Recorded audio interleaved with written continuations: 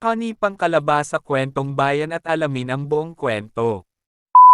Maagang pumunta sa bukid si Mang Tanggol. Aani siya ng gulay doon. Pipitas siya ng mga talong, ampalaya, upo, okra, labanos, patola, at kalabasa. Ngunit laking gulat niya. Isang pagkalaki-laking kalabasa ang kanyang nakita. Ang nasabi ni Mang Tanggol, napakalaking kalabasa naman nito. Ngayon lamang nagkaroon ng ganitong kalabasa sa bukid ko, bulong ni Mang Tanggol sa kanyang sarili. Ang mabuti pa'y ipakita ko ito kay Mokang at dinala na ni Mang Tanggol ang kalabasa sa bahay nila.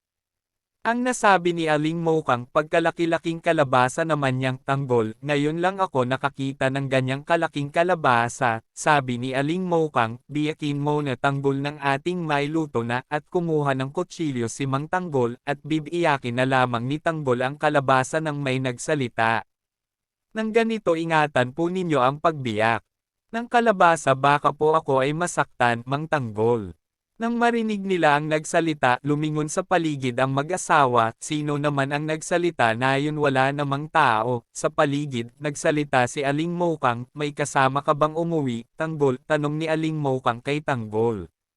Ang sabi ni Mang Tanggol, abay wala, sagot ni Mang Tanggol kay Mokang, nagtaka sila, sino kaya yung nagsalita? At nagsalita muli ang boses na narinig nila kanina, narito po ako sa loob ng kalabasa, huwag kayong matakot, biyakin na nyo ang kalabasa at mag-ingat lang kayo at baka ako ay masaktan. Natakot si Aling Mokang. Sabi niya impakto. May impakto sa loob ng kalabasa, Tanggol. Sabi ni Aling Mokang kay Tanggol. At buong ingat na biniyak ni Mang Tanggol ang kalabasa, bigla silang napasigaw nang lumabas ang isang maliit na babae sa loob ng kalabasa.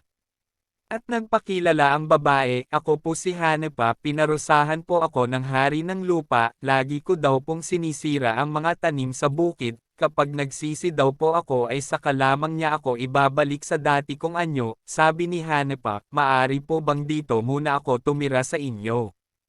Dito ko po ibig pagsisihan ang aking mga nagawang kasalanan. Aba, oo, maaari po, sagot ni Mang Tanggol. Tutulungan ko po kayo sa pagtatanim, ituring po ninyo akong anak, ulila na po kasi ako, sabi ni Hanepa. At sabi naman ng mag-asawa, bakit hindi? Wala naman kaming anak at ituturing ka na naming anak mula ngayon, sagot ni Aling Mokang. At ayon nga ituturing na anak ng mag-asawa si Hanepa, at si Hanepa naman ay naging masipag, tumutulong siya sa pagtatanim sa bukid. Isang araw, nagulat na lamang si Mang Tanggol nang makita niyang unti-unting lumalaki si Hanepa. Ang sabi ni Hanepa, pinatawad na po ako ng hari ng lupa. Kasi unti-unti nang nagbabalik ang dati kong anyo at nagpapasalamat ng marami si Hanepa, maraming salamat po hari ng lupa at napatawad niyo na ako, sabi ni Hanepa. Ibinalita ni Mang Tanggol sa asawa ang nangyari, tuwang-tuwa si Aling Mokang. At sabi naman ni Hanepa, hindi ko po kayo iiwan, kayo na po ang tunay kong mga magulang mula ngayon, higit ko po kayong mapaglilangkuran ngayon. Mula noon si Hanepa ay naging maligaya sa piling ng kanyang mga bagong magulang. Masasabing huwarang pamilya sina Mang Tanggol, Aling Mokang, at Hanepa, sama-sama sila sa paglusog sa bukid, habang nag-aayos ng mga tanim si Mang Tanggol, namimitas naman ng gulay si Aling Mokang at Hanepa.